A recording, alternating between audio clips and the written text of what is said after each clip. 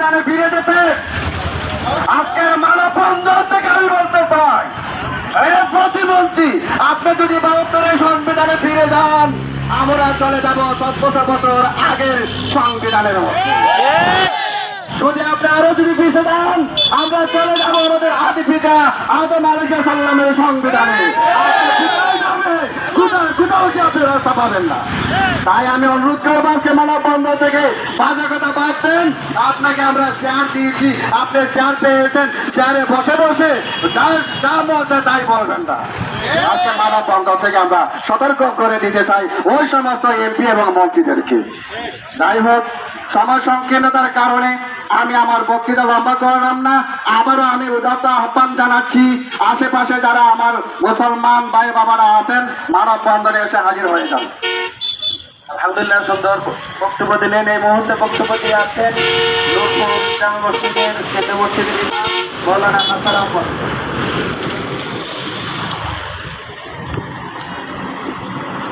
আসসালামু আলাইকুম ওয়া রাহমাতুল্লাহি ওয়া বারাকাতুহু। ইন্নাল হামদুলিল্লাহ ওয়াস সালাতু ওয়াস সালামু আলা রাসূলিল্লাহ আম্মা বা'দ। আউযু বিল্লাহি মিনাশ শাইতানির রাজীম। বিসমিল্লাহির রহমানির রহিম। লাউ আনজালনা হাযাল কুরআনা আলা জাবালিন লারাআইতাহু খাশি'আন মুতাসাদ্দিআন মিন খাশিয়াতিল্লাহ ইলা আখিরিল আয়াত।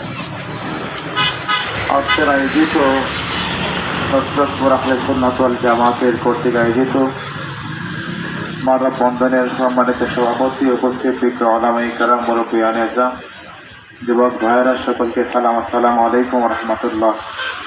ইতিমধ্যে আমরা সকলে বিষয়টা অবগত হচ্ছি। বিষয় হলো বর্তমান সময়ে ইন্টারনেটের মাধ্যমে আপনারা সকলেই দেখেছেন, যেটা একটা মুসলমান সহ্য করার মতো না। যে আল্লাহ পাক কালামে পাকে বলেছেন, আমি যদি কোরআনুল কারীমকে পাহাড়ের উপর নাজিল করতাম, আমি আজকে দেখতে পাহাড়টা চূর্ণ বিচূর্ণ বা বিজীর্ণ হয়ে যেত। ওই কালামে পাক মানুষের উপর নাজিল করেছে, এটা অবশ্যই মানুষের চিন্তার ব্যাপার, ঠিক কিনা বলে? এত মহামূল্যবান কোরআনুল কারীম আল্লাহ পাক কালামে পাকে বলে দিয়েছেন, লাকুম দীনুকুম ওয়ালিয়া দীন। ধর্ম নিয়ে কোনো ভাড়াবাড়ি নাই। আমরা কোনো ধর্মকে ছোট করি না, কোনো ধর্ম নিয়ে কথা বলি না, কোনো ধর্মের আমরা কোনো ক্ষতি করতেছি না, কোনো মূর্তি কোনোকে আমরা ভাঙ্গি নাই। কিন্তু আমরা দেখতে পারি যুগে যুগে সময়ে সময়ে বিভিন্ন ধর্মের মানুষেরা, বিভিন্ন ধর্মের আমাদের জানের যান মুহাম্মদ রাসূলুল্লাহ সাল্লাল্লাহু আলাইহি ওয়াসাল্লাম মন্তব্য করে ব্যঙ্গ করে। কিন্তু অবশ্যই সকলে এটা জানা প্রয়োজন যে আমরা মুসলমানের জাতি, বীরের জাতি। মুসলমান কোনোদিন হার মানে নয়, হার মানতে জানে না। মুসলমানরা অবশ্যই রসুলকে জানেন, একটু বেশি ভালোবাসে, ঠিক কিনা বলে? অবশ্যই আমাদের ভিতরে ইমানি জজ্বা থাকতে হবে। এখানে দলের কোনো গন্ধ তুলতে হবে না। অবশ্যই আমরা রসুলের পাক সাল্লাল্লাহু আলাইহি ওয়াসাল্লামের ভালোবাসা নিয়ে, আল্লাহর কালামকে আমরা ভালোবাসি, আমাদের কিতাবকে আমরা অবশ্যই ভালোবাসি, অবশ্যই আমরা মানি। এই কিতাবের জন্য আমরা জীবন দিতে প্রস্তুত, ঠিক কিনা বলে? আমরা দেখতেছি বর্তমান সময়ে অনেক মানুষেরা এটা নিয়ে অনেকভাবে লেখালেখি করে, কিন্তু আমরা অবশ্যই বুঝতে হবে আমরা মুসলমান যারা অবশ্যই আল্লাহর প্রতি ঈমান, রাসূলের প্রতি ঈমান আনতে হবে, কিতাবের প্রতি ঈমান থাকতে হবে। কিতাবের প্রতি ঈমান থাকলে তাকে বিশ্বাস করে ওকে মানতে হবে।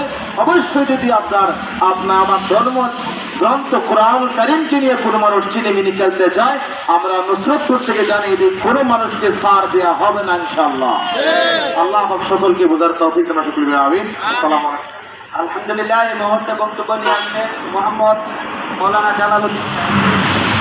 আসসালামু আলাইকুম ওয়া রাহমাতুল্লাহি ওয়া বারাকাতুহু। চেরিতে যারা কোরআনের মান রেখে লুকে দিব তাদেরকে যাই যদি পান। বাংলাদেশ ইসলামী ছাত্র সেনা অভিজ্ঞ জেলা শাখার পক্ষ থেকে আজকে এই মানববন্ধনে আয়োজিত সম্মানিত সভাপতি, উপস্থিত ধর্মপ্রাণ মুসলমান ভাইরা, সকলের প্রতি আমার সালাম। আসসালামু আলাইকুম ওয়া রাহমাতুল্লাহি ওয়া বারাকাতুহু। আমরা সকলেই অবগত আছি, আমাদের মহাগ্রন্থ আল কোরআন অবমাননা করা হয়েছে। কুমিল্লা বর্তমানে দেবতার সামনের মধ্যে, দেবতার পায়ের মধ্যে রেখে যে অপমান করা হয়েছে, আর আজকের এই মানববন্ধন থেকে আমরা তীব্র প্রতিবাদ ও নিন্দা জানাচ্ছি।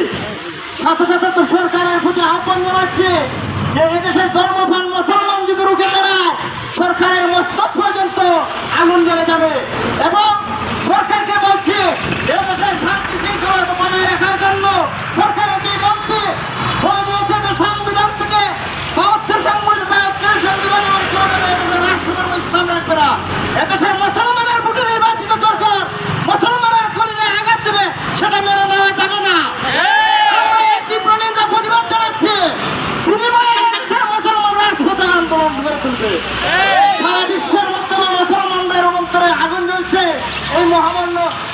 পবিত্র আল কোরআনকে অবমাননা করা হচ্ছে। আমরা এর তীব্র নিন্দা ও প্রতিবাদ জানাচ্ছি। পাশাপাশি আমাদের ইমানিকে সরিয়ে যার যার অবস্থান থেকে আমরা এই কোরআন অবমাননার প্রতিবাদ জানাচ্ছি এবং আমরা সকলে সুচ্চার হিসেবে আমরা এর প্রতিরোধ চাই।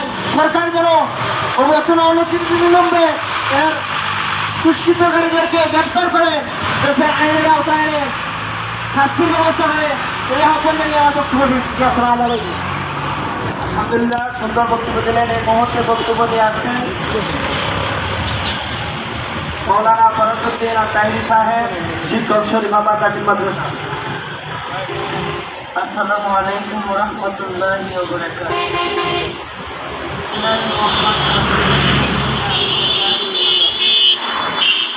আল্লাহ তাবারাকা তাআলা হচ্ছে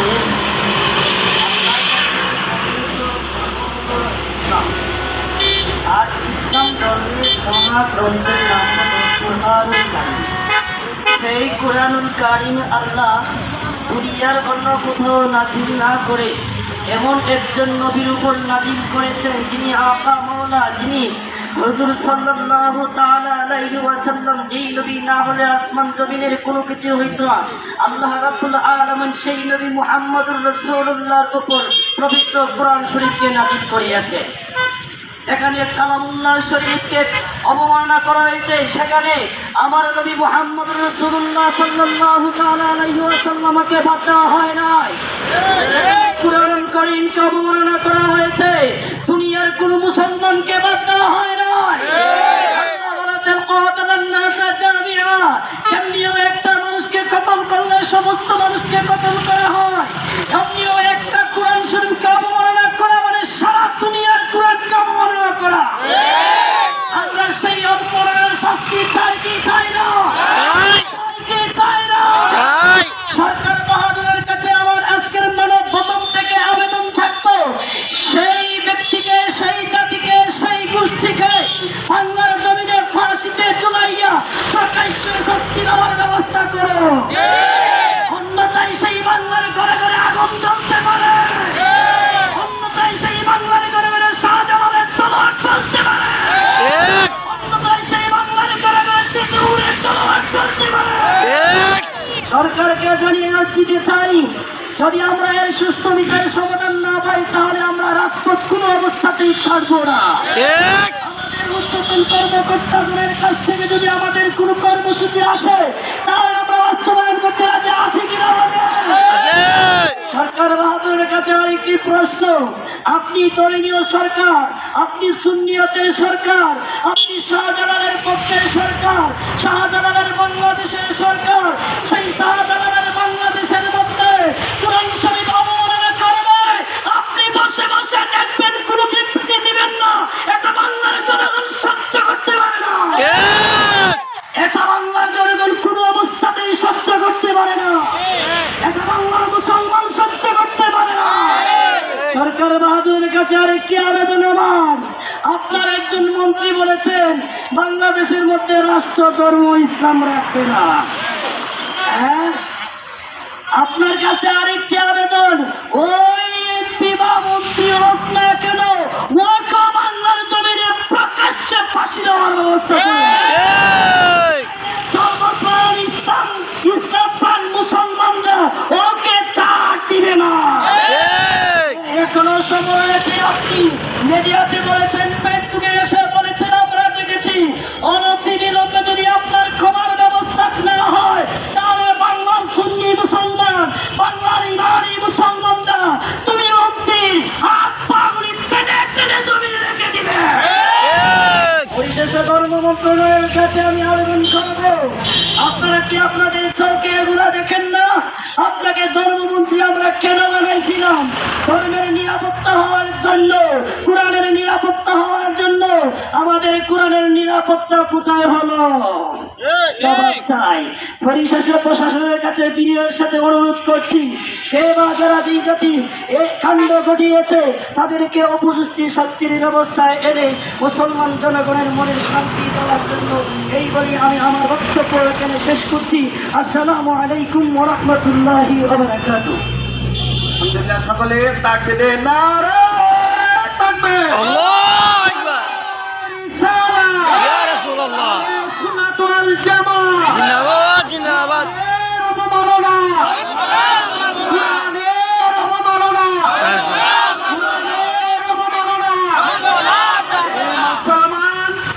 আপনি সজাগ হন।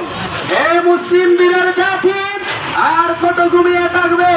কোরআনকে অবমাননা করা নয়, মূলত বিশ্বের প্রত্যেকটা মুসলিমের কলিজায় আগুন ধরানো, প্রত্যেকটা মুসলমানের অন্তরে আগুন ধরানো। কোরআনের অবমাননা মানে বিশ্বের জমিনে প্রত্যেকটা ধর্মের মুসলমানের ঘরে আগুন জ্বালানো। মুসলমান সকলেই জানে, মুসলমান কোন মৌলবাদী, ইহুদিবাদী, কোন এমপি, কোন জঙ্গি এমপির কাছ থেকে সাফল্য শিখে না। মুসলমান আদর্শ বিজ্ঞানে আওলাদ রাসূল সাল্লাল্লাহু আলাইহি সাল্লামের কাছ থেকে। আল্লাহ রাসূল, আমি জানাচ্ছি যে সম্প্রীতি, সম্প্রদায়, ভালোবাসা, উদারতা কাকে বলে? আল্লাহ রাসূল 10,000 সাহাবী নিয়ে মক্কা বিজয়ের জন্য মদিনা থেকে অগ্রসর হচ্ছেন। 10,000 বাহিনী পোশাক পরিহিত, অস্ত্র পরিহিত, কিন্তু আল্লাহর নবী দেখতে পেলেন রাস্তার মধ্যে কুকুর ছানা তার কুত্তা বাচ্চাকে দুধ খাওয়াচ্ছে। আল্লাহর নবী বললেন, আমার সঙ্গীরা, আমার 10,000 বাহিনীরা, তোমরা রাস্তা অতিক্রম করো, একটা কুকুরকে কষ্ট দেওয়া যাবে না। মুসলিম শুনুন, সম্প্রদায় কাকে বলে? ইহুদি নাস্তিকবাদীরা ভালোবাসা, উদারতা কাকে বলে? আল্লাহ রাসূলের জীবনে দেখুন, আল্লাহ রাসূল 10,000 সাহাবী নিয়ে মক্কা বিজয় করেছেন। এটা ছিল রাসূলের জালিয়াত। যারা বলেন ঠিক কিনা? এটা ছিল রাসূলের যৌবনের জালিয়াত, ইসলামের তারা, ইমানের শক্তি। আর কুকুরকে ভালোবাসা দেখানো, এটা ছিল উদারতা। যারা বলেন ঠিক কিনা? তোমরা জানো না, শাহজালাল শুধু আজান দিয়ে গোবিন্দর রাজপ্রাসাদ ভেঙেছিল। এই কাহিনী শুনে মুসলমান আর কত হাসবা, কত বিনোদন দিবা, আর কত বীরের জাতির পরিচয় দিবা। তোমরা জেনেও হয়তো ভুলে গেছো, শাহজালালের মুখে শুধু তাকবীর আর আল্লাহু আকবার ধ্বনি ছিল না, শাহজালালের হাতে তলোয়ারও ছিল। তলোয়ারও ছিল। বাংলার মুসলমান, বাংলার হিন্দু, বাংলার মানুষেরা বলেছিল, শাহজালাল মাত্র 313 জন নিয়ে বাংলার বুকে আগমন করেছো, জানি তোমার আওধানের ফাওয়ারে গোবিন্দর প্রাসাদ ভেঙেছে, হাতে তলোয়ার কেন? শাহজালাল বলেছিল, সেই দিন থেকে আজানের শব্দ হবে না, সেই দিন থেকে তাকবীর, ওয়াজ, নসিহতের দিয়ে মুসলমান বানাতে পারবো না, সেদিন থেকে কালেমার পতাকা উড়াতে পারবো না, সেদিন থেকে ওয়াজ নসিহত বন্ধ থাকবে, মানববন্ধন বন্ধ থাকবে, তলোয়ার কাজ করবে।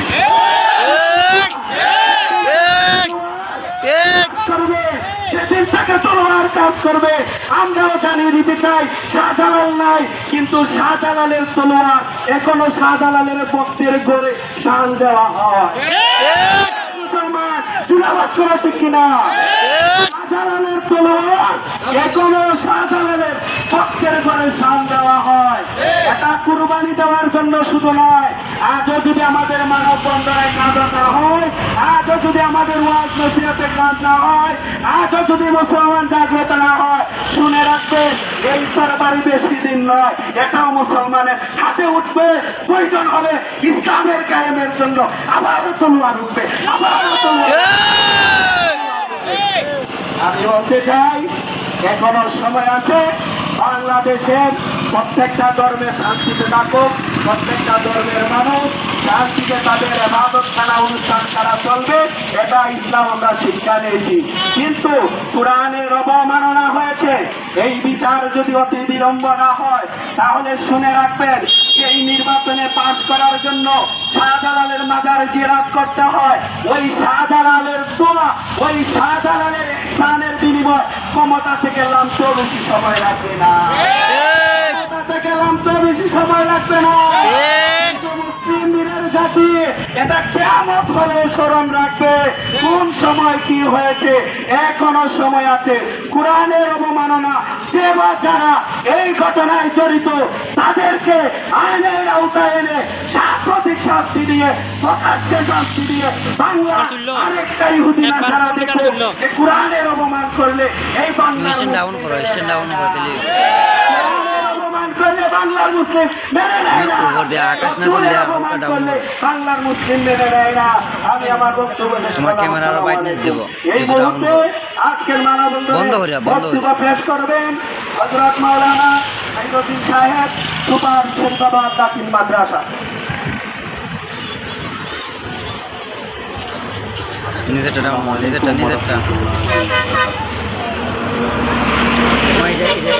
এটা অ্যাঙ্গেল আর ডাউন হলো তুমি এটা ডাউন হলো ওকে ডাউন হলো মানববন্ধনে উপস্থিত সম্মানিত হাজিরিন, আরো ডাউন হলো মহান আল্লাহ পাক রব্বুল আলামিনের দরবারে এটা হালকা এরকম হলো বললে আল্লাহ পাক রব্বুল আলামিন এটা সিস্টেম এখানে করিম অবমাননার না। প্রতিবাদে আমাদের সকলকে মানববন্ধনে অংশগ্রহণ করার তৌফিক দান করেছেন। এই জন্য শুকরিয়া বলে আলহামদুলিল্লাহ। আলহামদুলিল্লাহ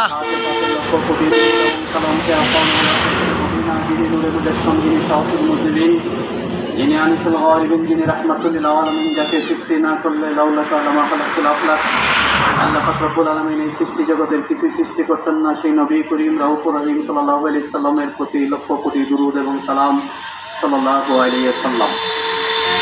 ভূমি কোনো জাতি নির্যাতন